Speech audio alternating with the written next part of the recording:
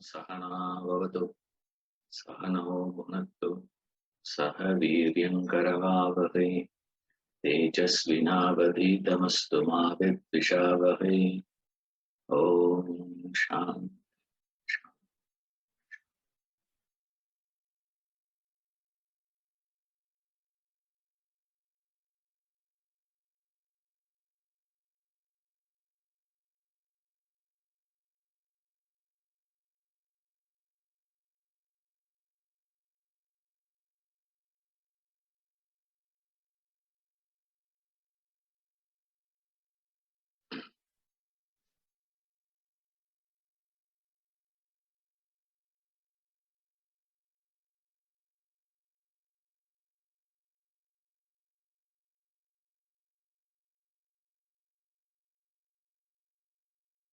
The supreme reality is what the layman calls as God. The Brahman is what is referred by people generally as God. And now the question we have is this: how are we to perceive God in the world? If you have to see God, where do you see? And how do you recognize God? How are we to see? How to perceive Him? So he gives various examples. Detailed explanation he gives as to where all you can see. And essentially he gives one point. Wherever you see glory, he says that is, there you can see me. From there you can establish a link to God. That is the point he is raising here. This entire chapter is only that. This Vibhuti Yoga is only to do as a linking point. How do you establish a link? How can you keep remembering or perceiving the presence of God everywhere? Perceive the world. There is no problem in the perception of the world. How much you perceive the world, we don't care. Sir, our human eye is not able to see ultraviolet ray. We say we don't care about that point. As on date, our scientific equipments have developed to identify ultraviolet. Another 200 years, if human beings were to survive, human species were to exist, what would be there? We'll be having a different equipment. Remember, life is not defined by, are you able to see the entire world? Which is not possible. And which is not necessary also. Then we will ask the question, for what you need to see all that?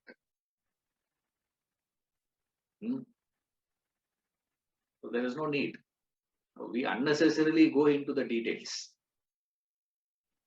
Unnecessarily we get into the details of all these things.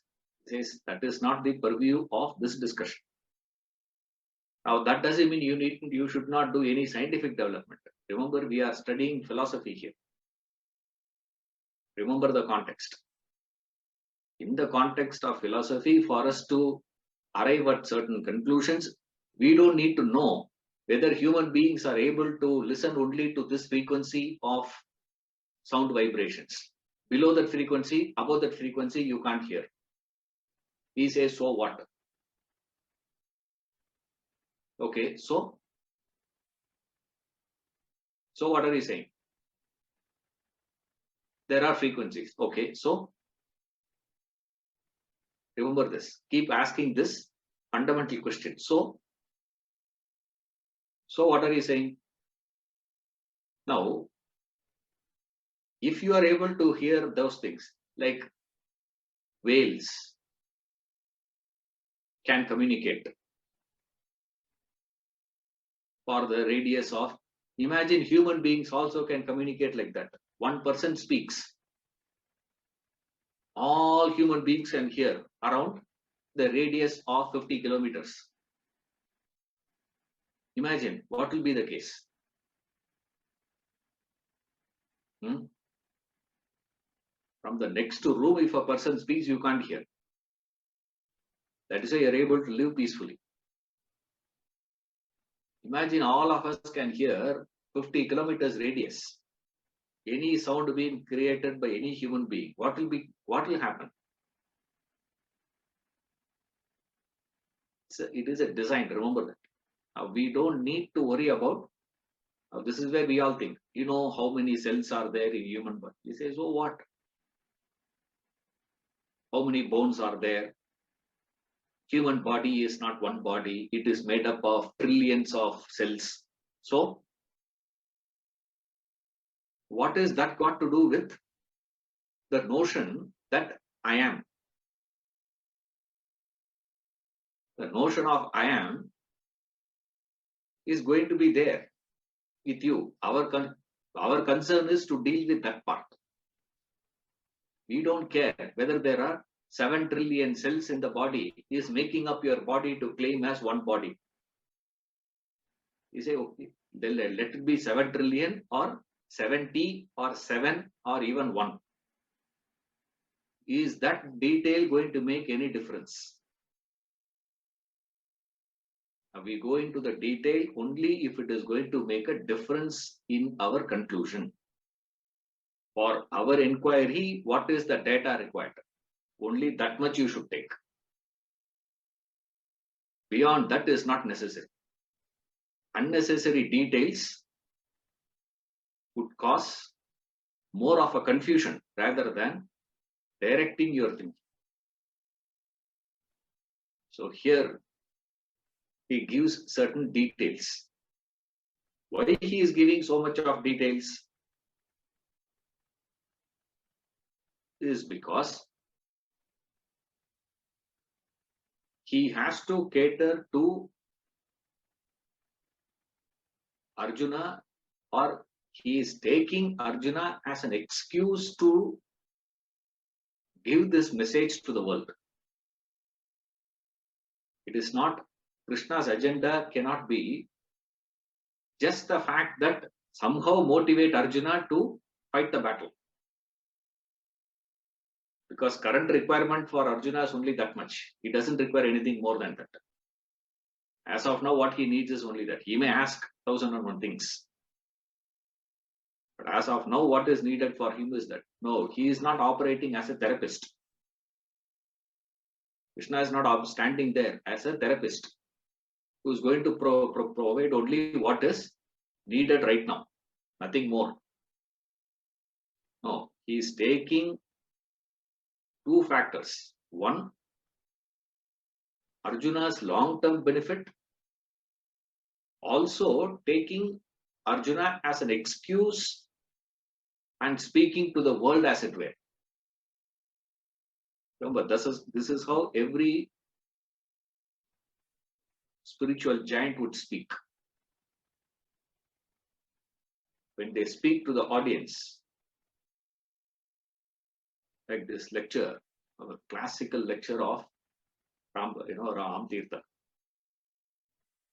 where he addresses an appeal to America. Gives an address. Read that. Right. Fascinating lecture. The footnote of the lecture is the best part in that. There are 6 people sitting in that lecture. And one of them have recorded that. There were 6 fellows sitting and listening to that lecture. And you see the way he speaks. You would genuinely believe when you are reading that lecture, when you are going through it, you would genuinely believe minimum there should be at least about 10,000 fellows sitting in front of him. 10,000 Americans should be listening, as though he is the entire America is listening to him. He speaks like that. But how many are there in front of him? There's only 6 people sitting in front of him. Remember, that's what a master is. They speak in that language only. So this idea you need to remember. This is why we say Krishna is taking Arjuna as an excuse. Sutta Gopalanandana says no. Madhusudana Saraswati. Superb, combination he was. Madhusudana Saraswati, I'm saying.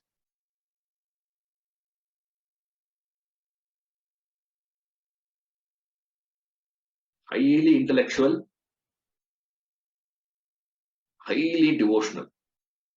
The height of intellection and devotion combined, we find in him.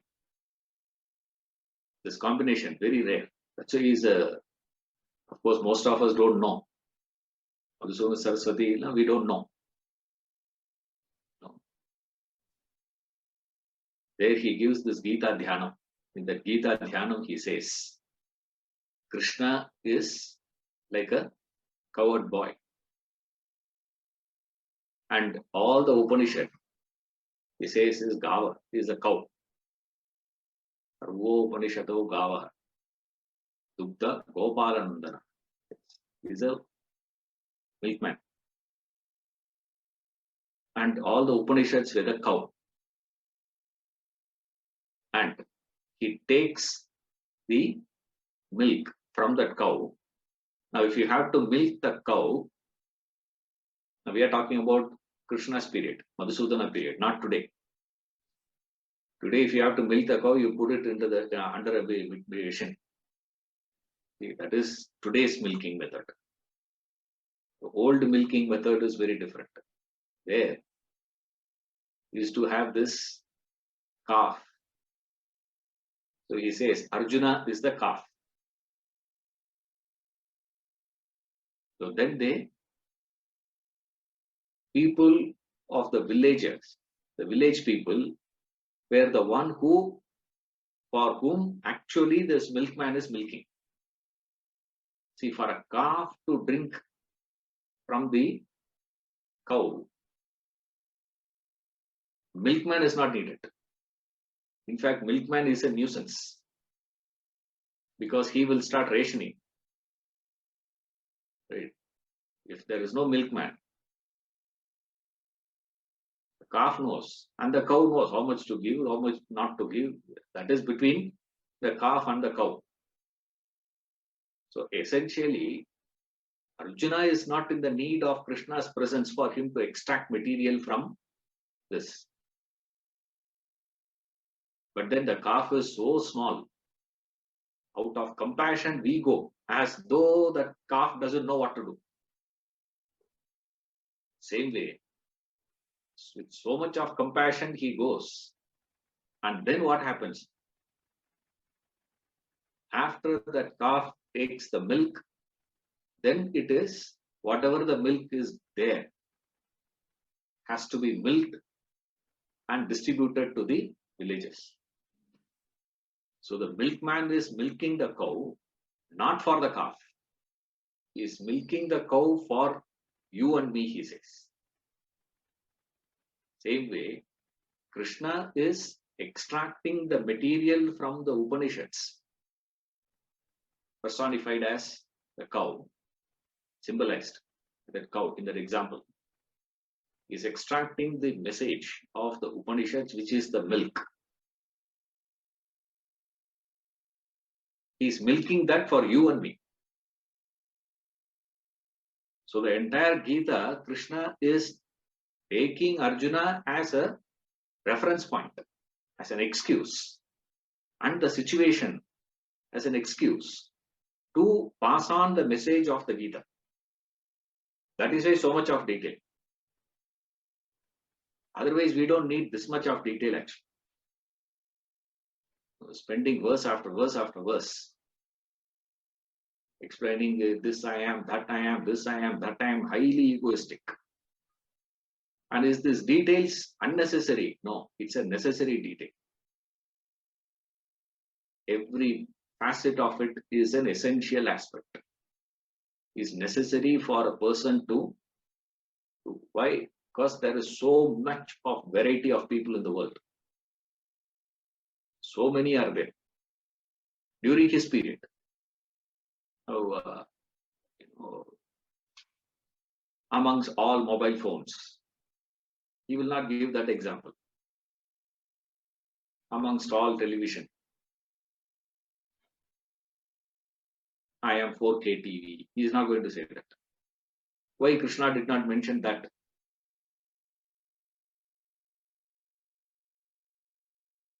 Because there was no television during Krishna's period. That's all. That's the only reason. If television were to be there during Krishna's period, he would have mentioned that also. If mobile phones were to be there during his period, he would have mentioned that also. So he says, of all that, I am, of all the gunas, I am Sattva Guna. A sattvic person is called as a sattvic person when the Sattva Guna dominates in him. When Sattva dominates, a person is referred as sattvic. That doesn't mean he is devoid of Rajoguna or Tamoguna. He does have the portion of Rajas in him, Tamas in him. But he is called a sattvic person. Same way we call a person to be tamasic. That means Tamoguna is predominant in him. Rajas and Sattva, very limited. The primary guna, whole personality is dominated by tamas. He is called as tamasic person. He will also carry a traces of sattva in him. Why? That is the law of gunas. The law of guna is none of them can stand independent of the other. All three gunas will exist together only. You can never have exclusive tamas, exclusive rajas, exclusive sattva. There is no exclusive guna possibility. It cannot exist. Only two can it know. That is also not possible. These three will exist together always. They will never be existing independently. Or only two, no. Wherever they go as three only. So human personality, if you take any human being, you have to understand, he has or she has, she had or he had all the three gunas. What is the difference? The difference is only the proportion. Only proportion varies. How much of rajas in that person, how much of tamas in that person. That is why even when we were discussing about Duryodhana, in Mahabharata itself he records. Duryodhana also had certain good qualities in him. Karna also had few good qualities in him. Mark my words carefully. Karna also had some good qualities in him. Now, our perception of Karna is what today?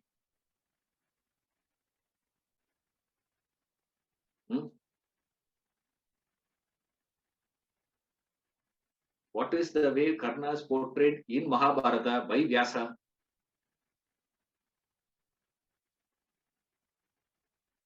How Valmiki portrays Ravana?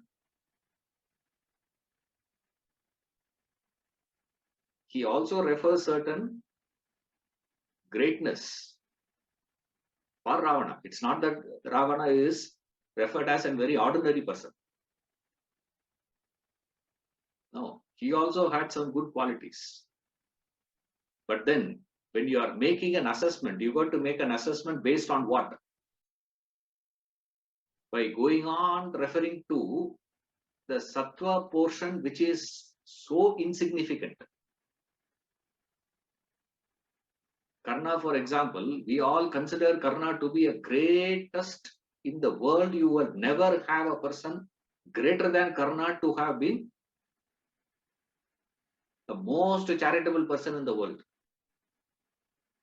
to be Karna. And what is so interesting for us is, this is the problem. Most of us don't read the original. Right? Our understanding of all these characters and all this is only from Amachitra, which is good to start with. Not that you should not read all those things. I'm saying that is a good beginning. But that's just a starting point. You don't stay there rest of your life. In Mahabharata, where did Karna being spoken of by anybody, even those who are praising Karna, none of them refer Karna to be a great charitable person.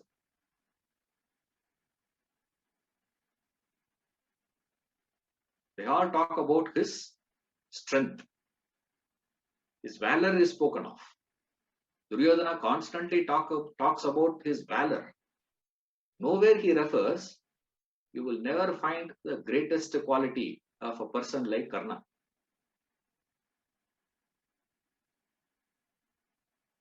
And how low a person can stoop down to, he is the reference point. We don't know that. In fact, the entire Mahabharata war was because of what? Dice game. It's not dice game. Is it because of, Yudhishthira lost everything to Shakuni? Huh? What is the central? One thing which can never be conceived of.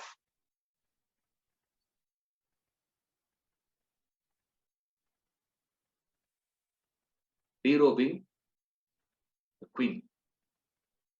Draupadi was brought to the assembly. Derobing happens. What is interesting is, who started that? Who instigated Derobe Draupadi there? Who did that? Duryodhana? Duryodhana? Not both of them. It is Karna who instigated that. It is Karna who said, derobe her also.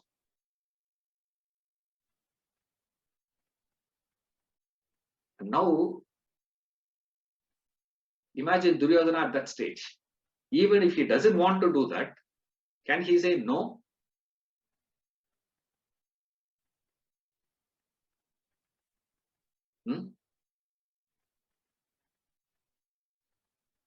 Now you call this person to be a highly charitable person, who is always crying for his mother, who was feeling, I've been, separated from my mother. Everybody gets separated in those days. Nothing extraordinary about it.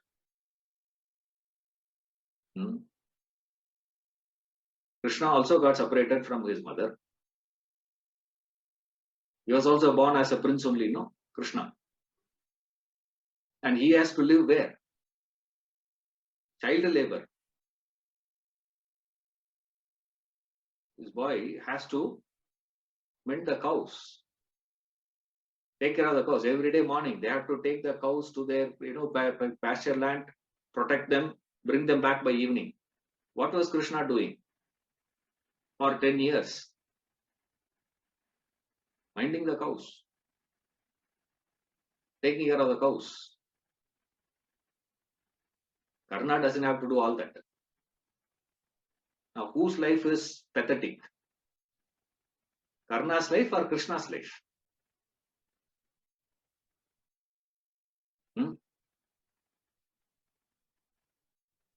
Karna at least has this problem. Krishna doesn't even have that problem. Legitimate child. Even then what? There is no life threat for Krishna. Sorry, for Karna. For Krishna, there is a life threat. Wherever he goes, how many attempts? Fortunately, that man survived. Like there are so many attempts being made on Buddha also, no?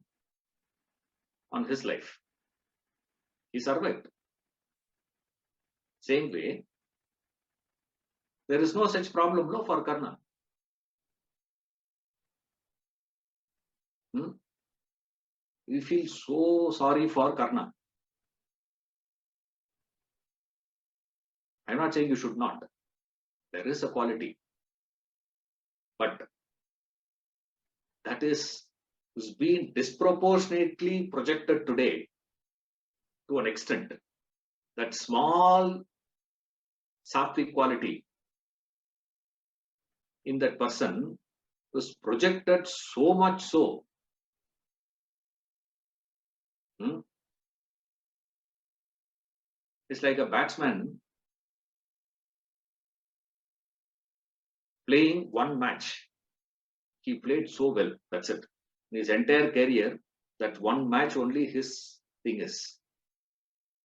Like we say, Balvinder Singh Sandhu. That one delivery, 1983 World Cup finals, Greenwich, that clean bolt. That's the best ball of his career. Nothing before, nothing after. Now, can you compare him with Muralidharan, Brett Lee, Marshall, or Holding? We don't know.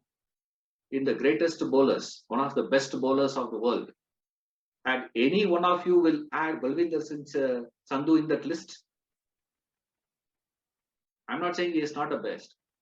At that time, if he is representing India, he is the best in India. No doubt about it. That's why he was playing there in that 11. Otherwise, why he was there in that 11? But when you are discussing in terms of the greatest bowlers of the world, will you add him? Have you ever seen anyone adding? Will he add himself in that list? Forget about others. If you ask him, will he add himself? Will he say, sir, how are you compared to Kapil Dev? He was also bowler, you are also bowler, no? He'll say, no way comparisons. Same way, Karna had a quality, Ravana had a quality. Not that they were not having any greatness in them. But then, in comparison to what they had, this is where we make a mistake. We take that small sattva in that person and that small tamas in the other person and compare. You're all with me?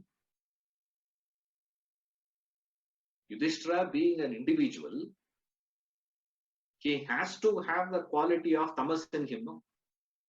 Is it ever possible for a person not to have tamas in him? Because just now we saw, it is impossible. So now, if wherever you see people comparing,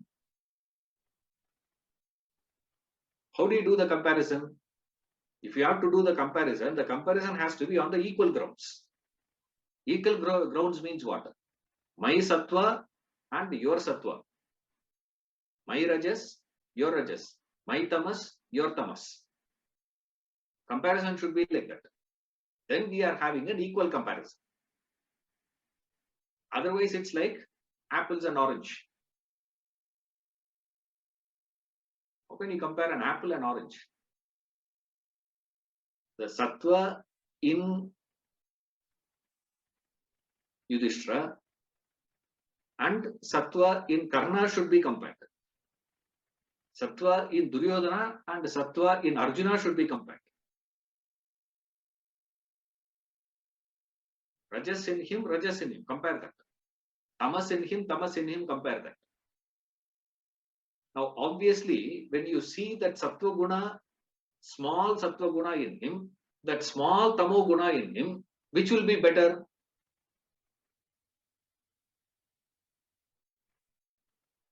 Obvious answer will be what? Sattva is a better quality, correct? Sattva is a greater quality than tamas. Therefore, conclusion is going to be what? Karna is superior to Yudhishthira.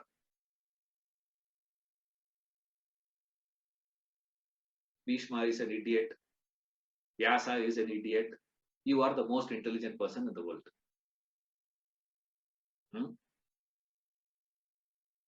Krishna is another, but you are the most brilliant.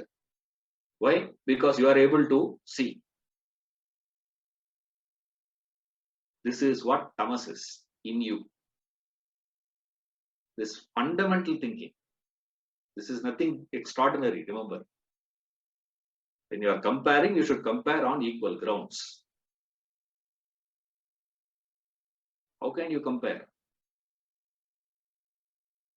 Usain Bolt, his entire life has ran only for 2.5 minutes. All his competitions, all his Olympic appearances put together, 2.5 minutes. Marathon runner? Ask Usain Bolt to go for marathon, no? What will happen? Oh, you are the fastest, no, in the world. Okay, go for marathon. Imagine Usain Bolt were to run in a marathon. What will happen to him? He'll say, no, Ishwaran, that's a different one, this is a different one. Both are athletics only. They are not the same. This is different, that is different. Isn't it? So when you are comparing, remember this. So here he says, I am the sattva guna in that sattvic person. Understood is what? I am rajo guna in the rajasic person. I am the tamo guna in the tamasic person. Understood that is. I am the tamo guna in the tamasic. Why? Anything that dominates, that's what I am. Anything that is. But then why he is not referring to other two? Well, that will agitate you. Rajas and tamas agitates. Sattva is not agitative. This sattvic.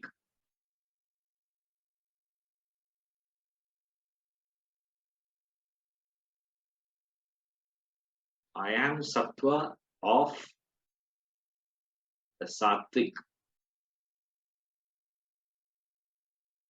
Sattvic, you need to understand as adjective, not as a noun.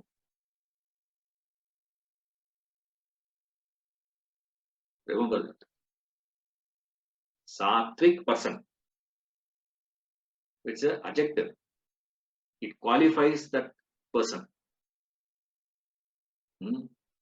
The sattvic is not the noun. Sattvic is the adjective. So in that he is qualifying. Adjectives, adjective he is, he says. I don't know whether there is such a phrase in English.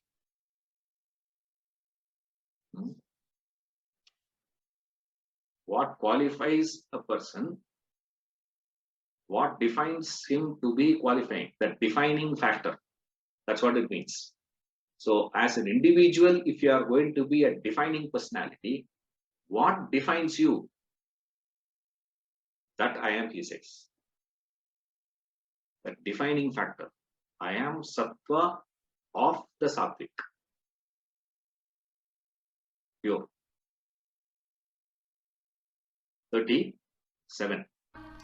वृष्णीनां वासुदेवोऽस्मि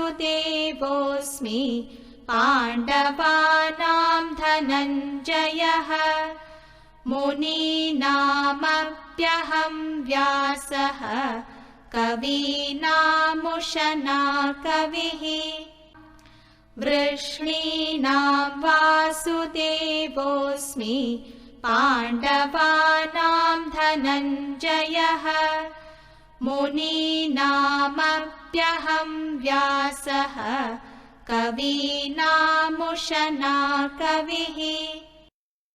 Very interesting one here. Of the Vrishnis, I am Vasudeva. Of the Pandavas, Dhananjaya. Also of sages, I am Vyasa.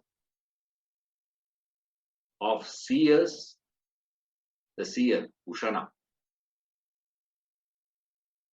Ushana is another name for Sukracharya, son of Bhrigu.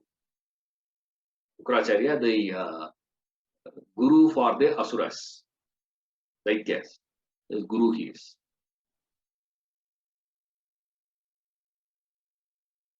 The first three is the best. Of Vrishnis, means Vrishni is the Yadu Vamsa, Yadavas. Another name they have is Vrishni. The Vrishnis, I am Vasudeva. Vasudeva means son of Vasudeva. Son of Vasudeva is Vasudeva. You got to give an extra stress there. Vasudeva, Vasudeva.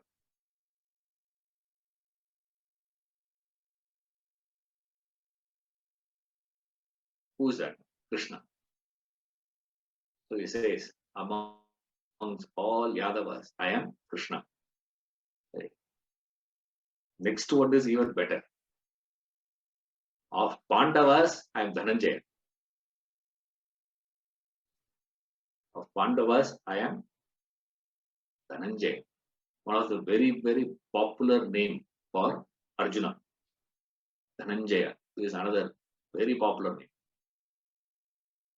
See, Arjuna had another name also. Arjuna also had Ashtotra, He also has 108 names are there for him. Savya Sachin, this is another name for Arjuna. The one who can wield the bow with both hands with equal force, equal strength. It's like Tendulkar and Lara together. Imagine a person were to be a bowler or a batsman. If he takes a right guard, he is Tendulkar. Takes a left guard, he is Lara. That's impossible. Imagine someone were to be like that. How can you set a field for him?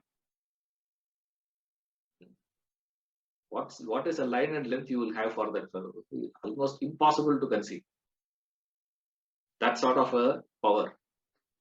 But all the names, one of the popular name for Arjuna is Dhananjaya.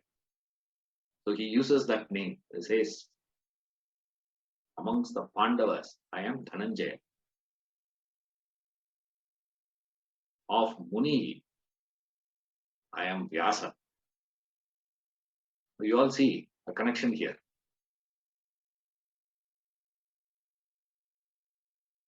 Who is the teacher of the Bhagavad Gita? Krishna. Who is the student?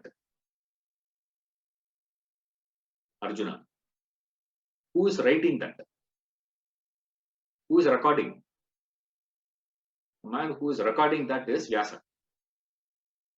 The teacher, the speaker, the listener, and the writer. All three, I am physics. I am the teacher. I am the one who is speaking. I am the one who is listening. I am the one who is recording that also. Fascinating verse. This it just indication of only one thing here. Just an indication of his objectivity. The objectivity with which they are able to say that. That's all. There is nothing else here. But of course, individually, if you see that, it is beautiful. Each one is fascinating. Now, why Krishna chooses to call Dhananjaya Arjuna instead of referring to Yudhishthira?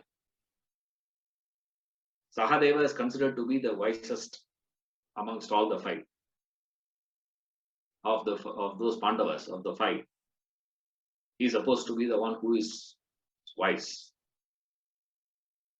In fact, all these 18 days of Mahabharata war, the entire strategy for that war was designed and provided by Sahadeva only. He is the brain behind it. Drishtadyumna stands as a general. He is the one who is directing the whole thing. But the entire planning for that, strategy for every day, and someone has done that, in the 14th day of Mahabharata war. There's a description, detailed description. Mahabharata, gives such a detail, almost impossible to conceive. How a man, imagination, you cannot do all that. In an imagination, a person to write that much of detail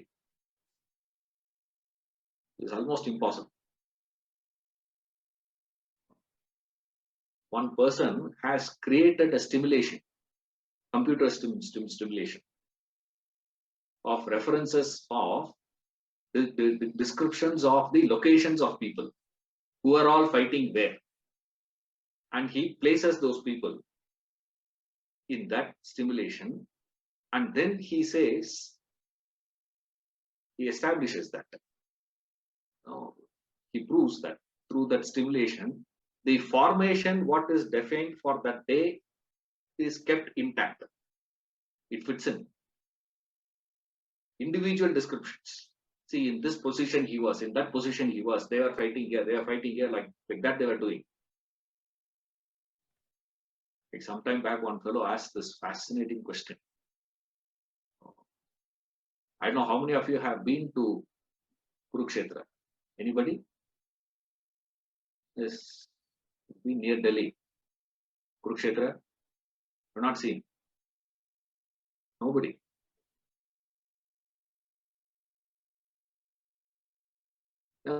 This land, that entire area, is about,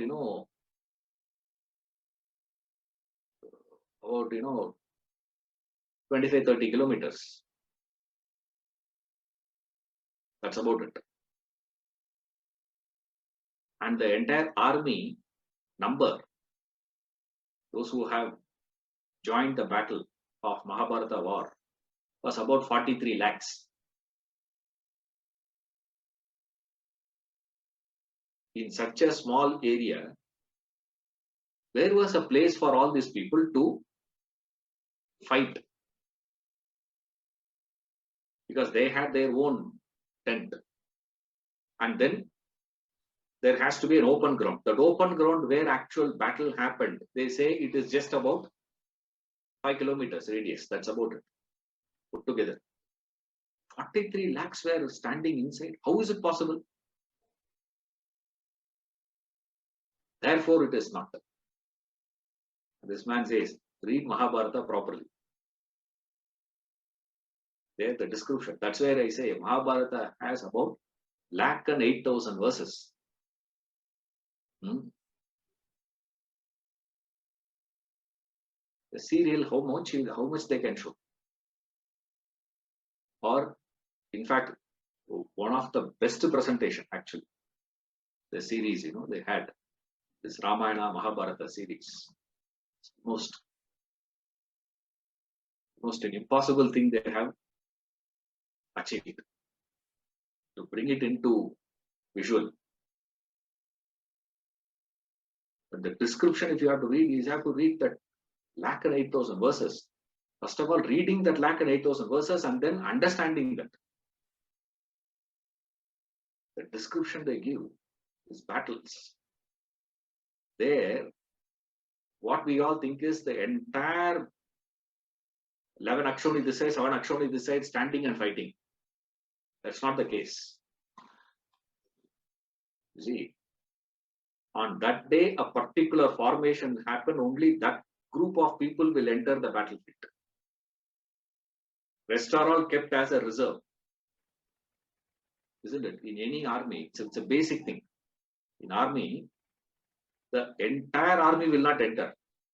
It's not that the moment the war starts means all the flights will take off. They will not do that. They will send a set first.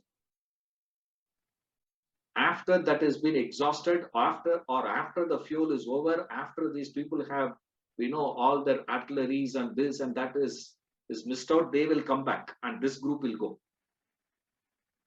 Next group will enter. Like that, he was showing for about 25-30 kilometers away, they have been tenting, the tents have been put up and they were staying there. But army is ready. And the preparation took 3 years for the battle. Preparation. Now we think Udyaga Parva, after that straight away Bhishma Parva, straight away war started. Krishna went one day, he came back the next day. Week after that, battle started.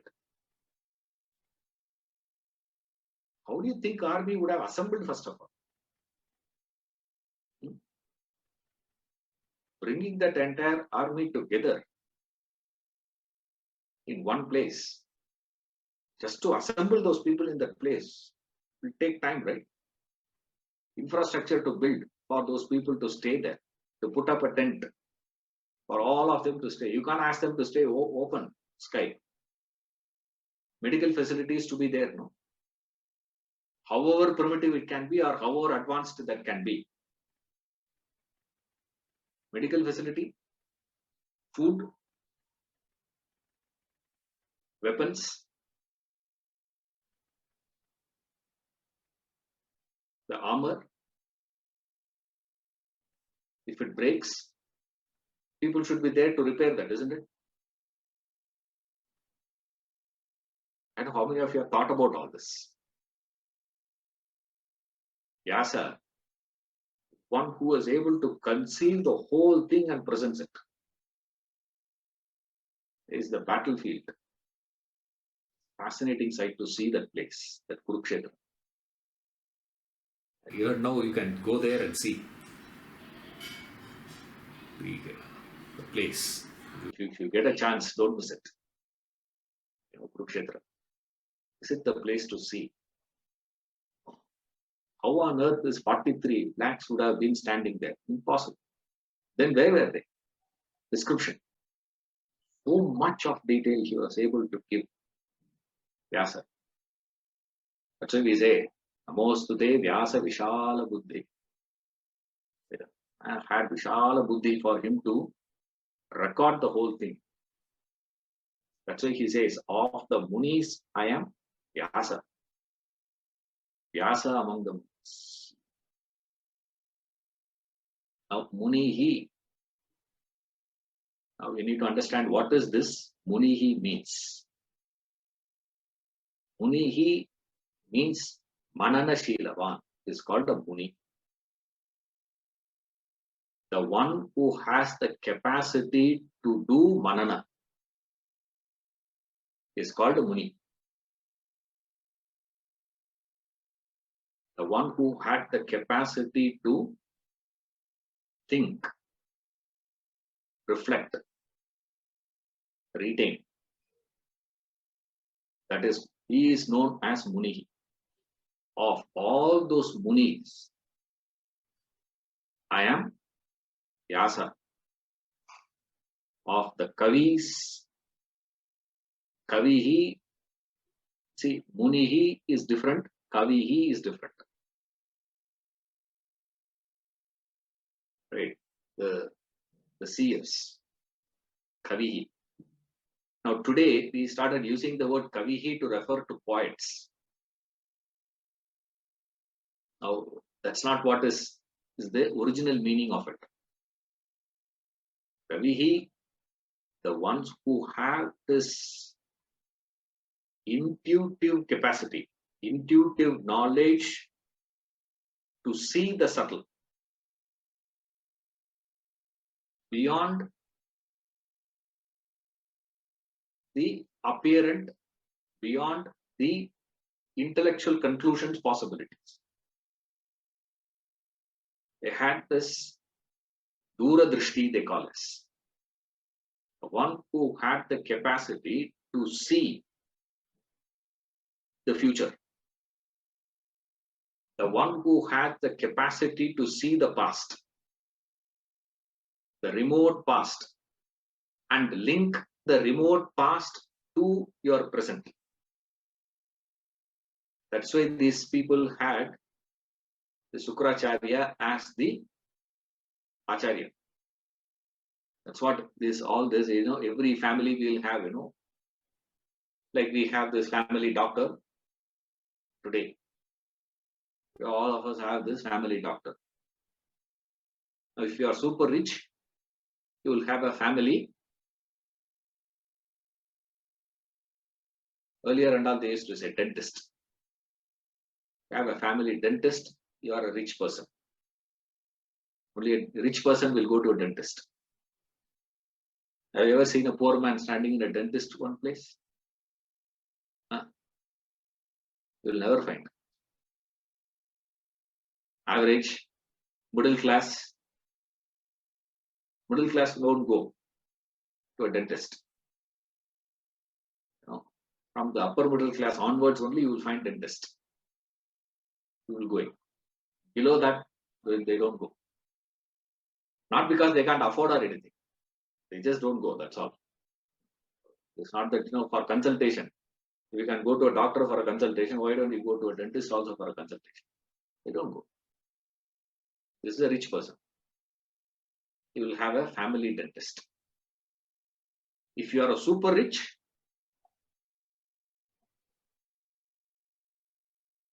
you will have a family psychiatrist. Then you are a super rich.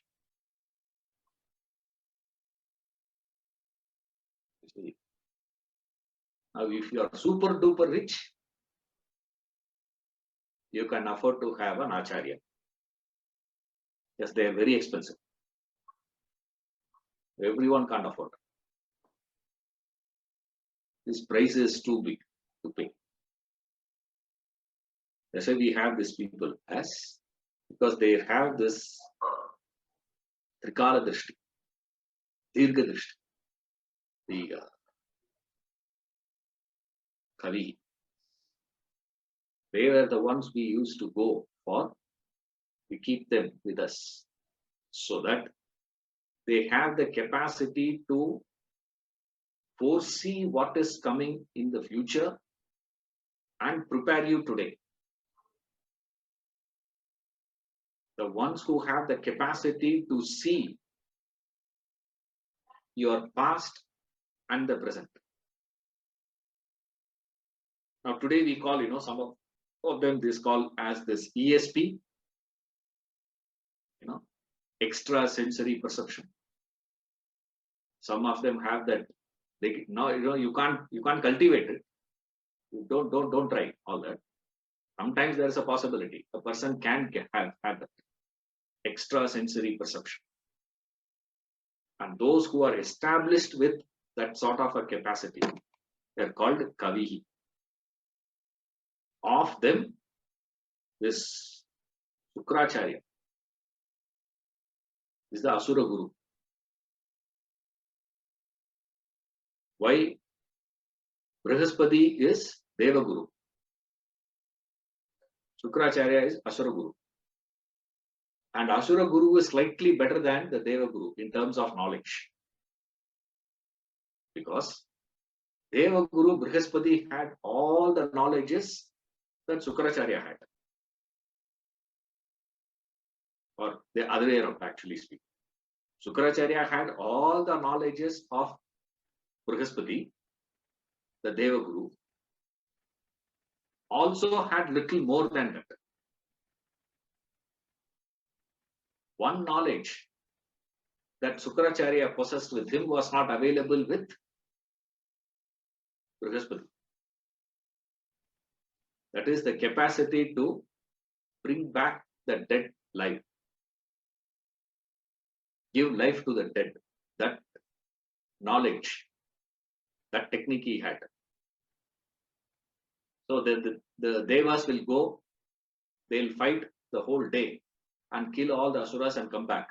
Next day morning, battle starts.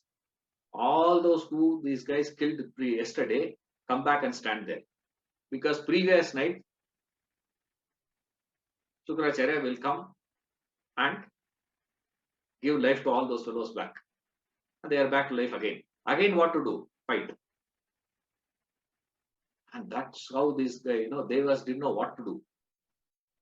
Finally, they found this is impossible for us to get this.